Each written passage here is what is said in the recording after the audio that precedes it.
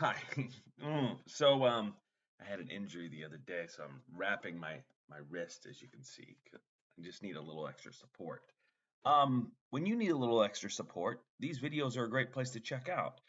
This is our next episode of Pathways to Physical and Emotional Wellness, and today we're talking about injuries. How do you prevent them and how do you recover from them?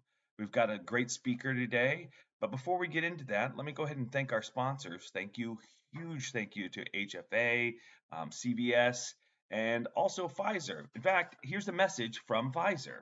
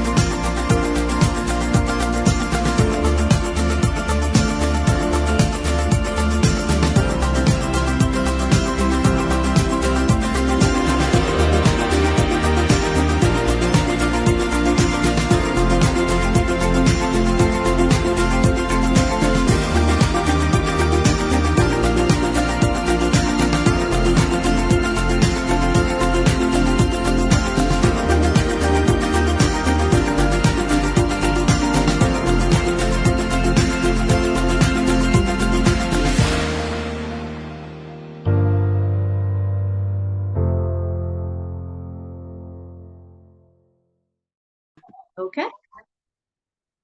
Welcome back, everybody. We have a very special guest today. Eileen San Juan is going to be talking to us about preventing and recovering from injuries. So I would like to bring her to the screen and we can all chat here. Hi, Eileen. Hi there, Jeremy. Nice to see Thank, you. I'm thank glad you we're for having me. I'm glad we're all here together. Trying to figure out how to highlight myself too, but can you share a little background on yourself, just so people know who you are? Sure. So I'm a physical therapist. Currently, I'm the physical therapist at the HTC at Mount Sinai in New York. I've been the physical therapist over at in St. Michael's Medical Center in Newark, New Jersey as well. I've been working with the community for the past, let me see, 16, 17 years now. Yeah. That's And amazing. love it. I've seen, a lot of our community grow older and myself as well. So and this probably why we're having this talk as well is how do we keep ourselves healthy, throughout our lifespan, right?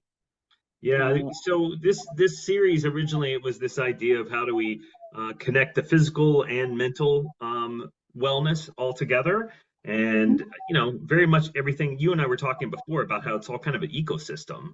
yes. So it definitely kind of works hand in hand. But today's topic, we really wanted to focus on that sense of what can a person do to kind of help themselves either recover from an injury or prevent. So, what are your thoughts on that? Mm-hmm. So, as we've discussed in the past, as well, just it's a whole lifestyle. It's a whole lifestyle, right? I can't. The part that we do in clinic is usually to recommend exercises for somebody, but that's just such a small part of how to keep ourselves healthy and well. Um, we have to look at our nutrition. Are we getting enough sleep and rest? Are we hydrating ourselves? Are we keeping our bodies conditioned? Okay. Some things we can't control, right? And the things that we can't necessarily control, obviously we, acquiesce to the medical professionals, to your treatment centers. But what we can control is, and we'll talk about it another time, is to have a routine of wellness. How do we keep our bodies conditioned? Okay, and that's what I try to do. Within the communities, try to help. Every individual try to figure out what individually works for them, but with guidelines, common guidelines, tested guidelines on exercise. Let me ask you this. When you're at the HTC, Mm-hmm, and you're thinking about the types of injuries that you typically have seen come in, mm-hmm, what are the types of injuries you're typically seeing when you mm-hmm, at the HTC? mm-hmm. Most common. So so we don't just look at how, oh, you have a bleed, it's an acute bleed, that's not the end all, right? What actually led to that? What is the sequence of events that led to that? So was it a strain or a sprain, which is very common, right, for anyone? We've talked before, spraining your ankle when you're stepping off of a curb, or something like that. um, uh, Injuries from sports. If play a particular sport and you have, like I said, ligamentous sprain or muscle strain, overuse syndrome. In the past couple years, I've seen a lot of neck and back, not necessarily injuries like they hurt themselves doing something, but from overuse, carpal tunnel, from being on our computers and our phones much more than we have been in years before. So those things we try to help with, and we actually try to work on postural exercises with people because of, like I said, some of those injuries or conditions that happen just from being in the same position, or possibly being more sedentary over longer periods of time. So that we do see. Uh, When you are there certain joints or certain types of injuries that you're seeing more often than others? You mentioned carpal tunnel, you mentioned the neck. Are those, trouble areas that you're working with more at this point? yes, uh, those issues, but also, like I said, if we've been a little bit more sedentary than we used to be, or we're starting to get back into being active, what we might, those of us that have arthritis, you know, me included, we'll start to see some of the issues that come from, stiffness at the ankles, the knees, the hips, the elbows, shoulders. So, there's not necessarily one that I would say that I see more than the others, but yes, I've actually also had to treat more people with conditions with the knees recently, more often than not. Yeah. So, like I said, if we found ourselves more sedentary, like the last few years, that that can tend to be an issue. Help me understand when someone comes in and they've had a recent bleed or they've had a recent injury, let's say like in a ankle maybe. Mhm. What types of recovery type exercises or activities do you typically recommend for that sort of thing? Mhm. So I'll always start off acquiescing to your, hematologist, the orthopedist that's on site, or or your own orthopedist, and then the nurses, okay? Because obviously if there's, an acute bleed going on, we want to stop the bleeding before anything else, right? So I acquiesce to them.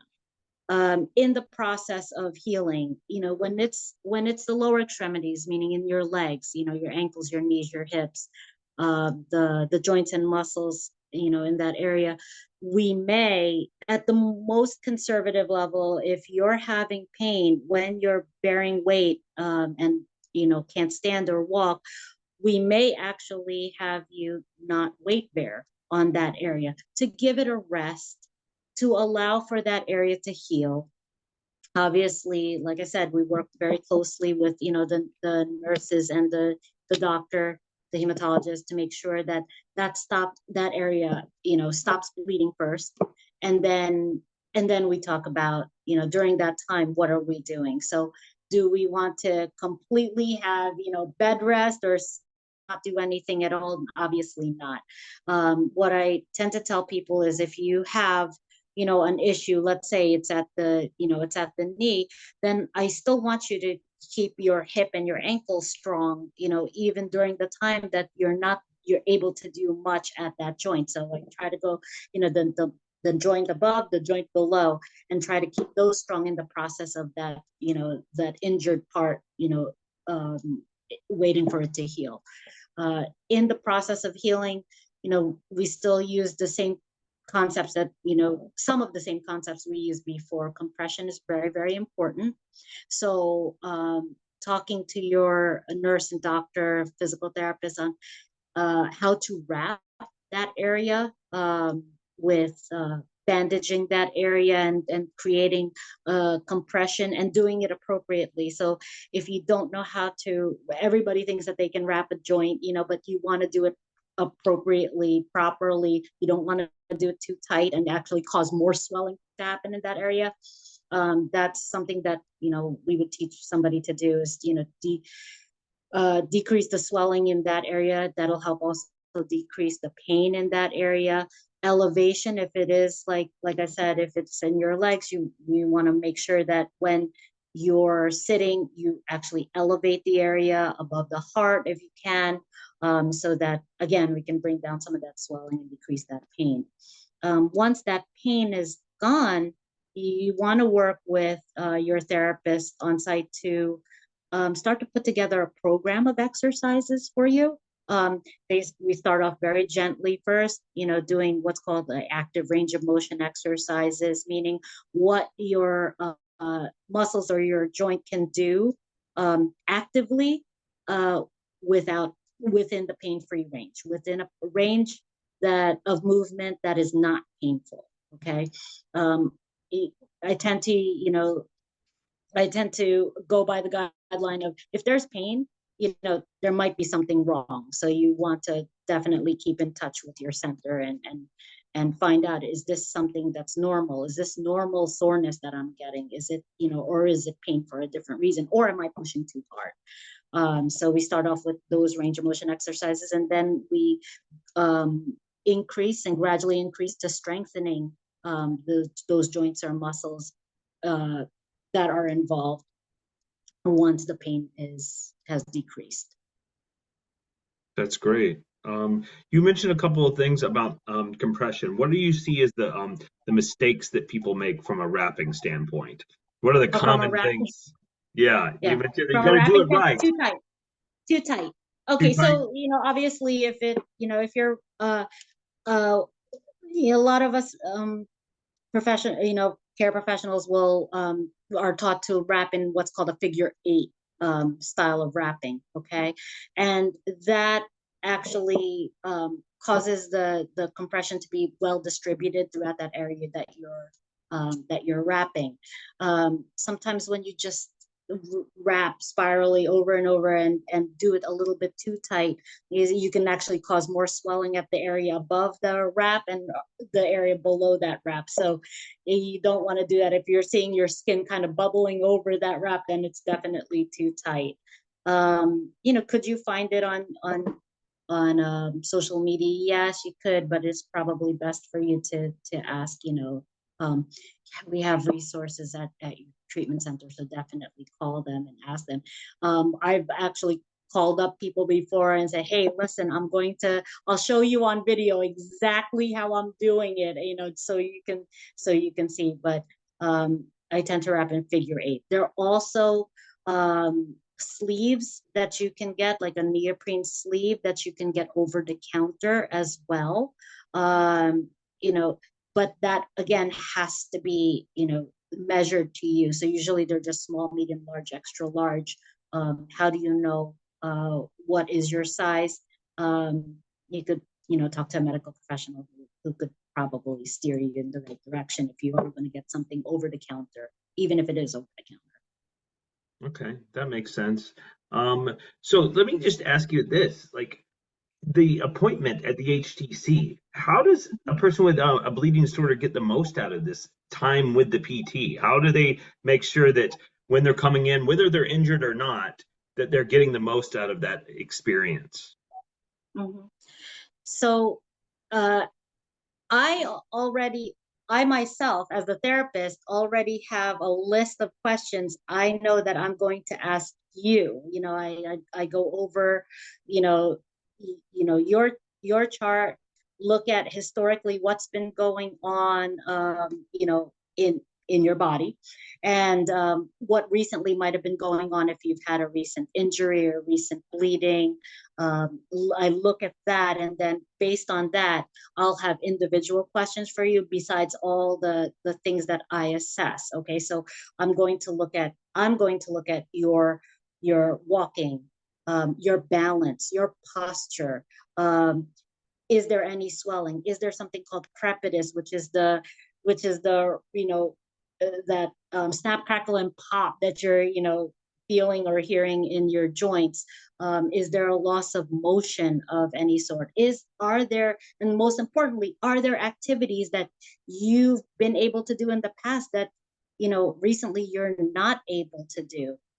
Is this, whatever the issue is, condition is, getting in the way of your work, your sports, going to school, getting around, and then all of your activities of daily living? Those are all things that I prepared. And the reason I'm saying that is because just as I'm preparing for somebody to come into me, I do the same, and that will make sure that listen, that treatment, that assessment is not for me, right? It's for you, the person coming in. So have those questions ready, like those aches and pains that you get during the day. what when do you get them? What time of the day do you get them? Do you get that issue when you're doing particular activities? If it's not a recent injury, sometimes people come in, well, hey, I don't really have anything going on. Of course you do. You actually, throughout the day, you're thinking about, well, how can I make, my body better? Anything that you've thought of that, you've noticed any differences in? Like I said, for us, we look at joints and muscles, but we also look at your whole body and your functioning. You're noticing that you're not able to do an activity you're doing before, or is it harder for you to walk, a couple blocks where it wasn't before? Those things, jot them down. We tell people to keep a journal. I know a lot of nurses and doctors tell their patients, keep a journal of how you respond to your medicine. Well, it's the same thing with us. Try to keep a journal of questions that you may have. Sadly, like, we might only see you every 6 months to a year, gladly, because maybe we're not having bleeds, which is wonderful. But in that time, I'm sure a lot of questions come up, and always feel free to call the center, even when you have that question that you think, oh, it's such a silly question. I don't know if I want to call just for that. I don't want to come into clinic just for that. You don't always have to. We might have the answer for you, within 10, 15 seconds. And then we may also schedule a time with you that we can even talk to you just like this, so that, you don't have to always make that trip in. But we always try to find a way to get the resources out to you to help you be better and improve what you're doing, even in between those times that you're going into clinic. I'd love to have that good patient therapist relationship, that happens not just because I see you every year, but throughout the year. I love when people keep in touch and say, how they're doing, even if it's just to check in and say, I think I'm doing well. I want to start a new sport. If you're even thinking about that, that's a great thing to bring up, uh, when you're going into clinic. Write that down, jot down anything you want to become a weekend warrior, just jot that down so that we can talk about, hey, what do you need to do to condition your body to be able to do That's great. I do have a question. What do you see, like, in your experience as being the biggest barrier to recovery on these kind of injuries? So someone comes into you, they've done that first part, they've told you all the stuff as best they can, that? and you have built a plan that's customized for them. What do you see typically as a part that where it falls apart or where success for recovery doesn't work as well? I think some of it, just from meeting people in clinic is sometimes time. We all live busy lives. So if I tell you, here's a home exercise program for you to do, and you have to do it 2 to 3 times a day, every day, until you're able to move around better, until you're able to, do that sport again, until you're able to work more effectively. Sometimes we don't always have that time. So what I suggest to people, and it's not the ideal, but if we do give you a program, to get back to whatever that prior level of function was that you had before the injury or before the condition or before that new decline that you had in function. um, it's better that you do something than nothing. Okay. I'm always going to try to say to you, hey, do this 2 to 3 times a day. Hey, if you can do it every hour, do that particular exercise every hour. But we all live busy lives, and so, but whenever you can do that activity, don't just say, hey, I can't do this the way she said. I'm just not going to do it at all. Don't don't do that, because then something's better than nothing. Okay, that's great.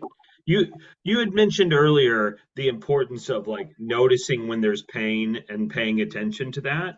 And I'm Mm-hmm, wondering for our community specifically, sometimes there's background pain all the time. So there mm-hmm, are incidences where people just get to a point where they just have pain all the time, or mm-hmm, they have lost range of movement, mm-hmm. and that's just um, where it has got to. What is the balance on that of accepting where it is or pushing with a physical therapist to kind of figure out, is there something else? Do I need to accept this as my new reality, or is there another option? I think even before accepting what is, I think come in, have a physical therapist look at you. Preferably you're at the treatment center. You're with your hematologist, your nurses around, and determine, is that and you mentioned loss of motion, loss of range of motion. Is that loss of motion something that is fairly permanent? Did my joint fuse, not by surgery, but actually kind of fuse into that position, and there is no movement, where it's what we call like a contracture, where no matter how much you try to move that joint, it's no longer moving past whatever the amount of degrees is. Or is it something that's new? There's a loss of flexibility. that actually might just be because of tight musculature, scar tissue from an injury, um, you know, uh, you know, limitation based on pain. Um, those are things that maybe we can help you determine, rather than saying, "Hey, listen, this is as far as it goes. I'm not going to chance it." Because sometimes what you'll find is, even though something seems fixed at that, at that position, um, we may be able to tell you how to safely get a little bit of movement, or if there is no way necessarily to get movement back past whatever it is that you have now, there are compensatory ways for you to move so that you're still moving safely and then not injuring other joints or muscles, you know, along the way. Yeah, So, it really seems like that level of conversation's important, and especially like you said, that compensating. Like all of a sudden, if you get used to a pain or whatever, and then you're compensating on another joint, you may end up doing more damage if you haven't yes. addressed the initial problem, sort of deal. Mhm. And how many times, have I seen it, and not just in the treatment center, but just in outpatient clinic and in the places where I work, where it's like, well, my arthritis is in the ankles, in the knees, in on my right side, but then now my left side is starting to hurt. Well, perhaps it's because you've had to compensate more with um, that opposing leg, and you're putting more pressure. Than what should be. Or similarly, like with bleeding, it's like, oh, it used to, my target joint used to be this, and now it's fine. But then now I notice I'm starting to bleed in another joint. We don't want that either. Is there something that you're doing wrong? Or, um, with older adults, we might look at, hey, is there a need for maybe a little bit of an assistance, like an assistive device that might unweight some of that area so that you're not putting way too much pressure, on your joints and muscles that you should. Yeah, I'm just so fascinated by the work that physical therapists do, and all the ways that you guys can help our community. It really is fascinating. Let me ask you this. Obviously, accidents happen. Obviously, people are going to injure themselves. It's impossible to prevent them 100%. But if you had like a few recommendations on what people could be doing now to kind of help prepare themselves to prevent injuries in the future, what kind of things are those? Mhm. As we talked about before, definitely keeping yourself conditioned. And I don't just mean, I've been saying muscles, joints, throughout this whole call, but this whole time, but it's not just that. It's a whole lifestyle. You want to make sure that you're eating properly, you're eating, you know, timely and properly, you're eating the right foods, you're not, those are all outside of my scope necessarily, but you could always talk to your primary doctor or your treatment center and talk to a nutritionist on what's the proper, what is the proper diet for you based on not just the condition, but on other conditions you might have. If we have diabetes, if we have hypertension, if we have, issues with the liver, what is the proper diet for us? Sleep, right? Getting enough sleep. I know, Jeremy, we've talked about that before. Are you getting enough sleep for for your age group and for the amount of work or activity that you do? Okay, it's your body needs that to um, to refresh itself, to rest. Okay, um, you don't want to be moving around on vapors, like throughout the day. You want to make sure that you're getting enough rest, hydration, all right, getting enough water. I know in the last couple of weeks in the Northeast, it's been super, not so much anymore, but the last few weeks it's been super hot, humid. You need to make sure that you're keeping hydrated, and that's throughout the year, not just in the summer, not just when you're on the beach. You need to make sure you're keeping hydrated, and definitely, like I said, the conditioning part of it, we can definitely help you with that. Everyone is different. There is no cookie cutter for what everybody should be doing. The closest I could say to that in terms of a guideline, like I said, if you're fairly healthy, you want to be doing about 30 minutes of a continuous exercise that works for you, that does not bring on pain, that does not bring on a great amount of too much soreness afterwards. It's like whether it's walking if it's safe for you, swimming, cycling.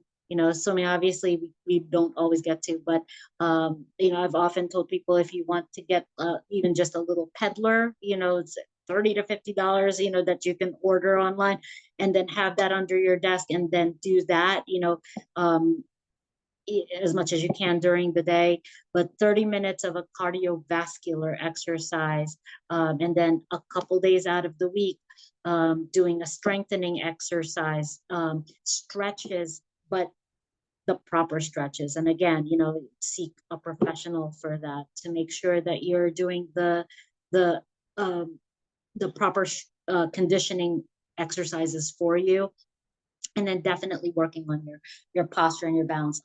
I've also even in clinic and then outside in outpatient setting, really talked about when what is your work lifestyle like? Are you sitting at a desk all day long? How are you positioned at your desk? It's called your ergonomics, your work ergonomics. Where is your computer positioned? And I've done this even in our own treatment center. Look around, at the desks of my coworkers, say, hey, listen, I have one for you, Jeremy. Just make sure, like when you're looking at your first of all, laptops, we're kind of looking down all the time. So you have your head in this position.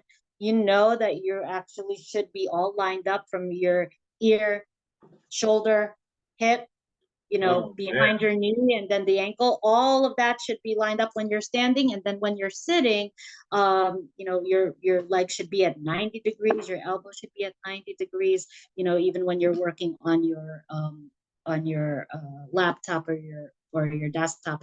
And the monitor should actually be like right here in front of you. If you pictured that your monitor had eyes, it should match up to where Oh, um, wow. where yours are. See, I can tell yours is set up exactly right. Well, maybe, on our next video, maybe Mhm, we could do a couple of those like posture and balance exercises so mhm. people could get a sense of that. Yeah, That would be awesome. yeah, This absolutely. has been amazing. Thank you so much. You're Are there welcome. any other takeaways that you want people to leave with in terms of injuries, preventing, or recovering from? Hmm. I think, like I said, we want to try to, as best we can, keep ourselves, conditioned, and that doesn't just mean my part of it, the musculoskeletal part of it. That means, an overall lifestyle. And again, a lot of us can't, you say, oh, I don't have time, but there are little changes that you can make. Even just talking about, well, how's my desk position all day? Maybe that's why I'm in pain at my, neck and back, my hips, my elbows. Why did I, you know, why am I stuck in this position? Why do I feel so tight? Does that leave me prone to, hurting myself? It's it's just a little, even little bits of tweaking right now. Even if you don't have that 30 minutes yet in the day to do that, exercise, start to tweak the little things that you can, throughout the day, whether it's at work, whether it's at play, make sure that, I'll say this to, the younger ones out there, if you are like in a sport, whatever protective gear you need to be using, please use it. We want to try to protect ourselves as best we can. Obviously, that even one bleed or one injury can leave you with impairments that not you don't always see, right? So it and even in any healthy population, like if you have an injury and ends up getting scar tissue, like it might never be the same. So you want to try to prevent those injuries from Well, this has been very helpful. Thank you so much. I feel like our community is so lucky to have access at the hemophilia treatment centers to physical therapy on a regular basis, and Mhm. especially experts like you. So thank you so much, Eileen, for taking the time Thank today. you. Bye And thank bye. you, Jerry, to you as well. And thank you for everything you do to bring this to everyone. Yeah, of course. That's great. Thank you, Eileen.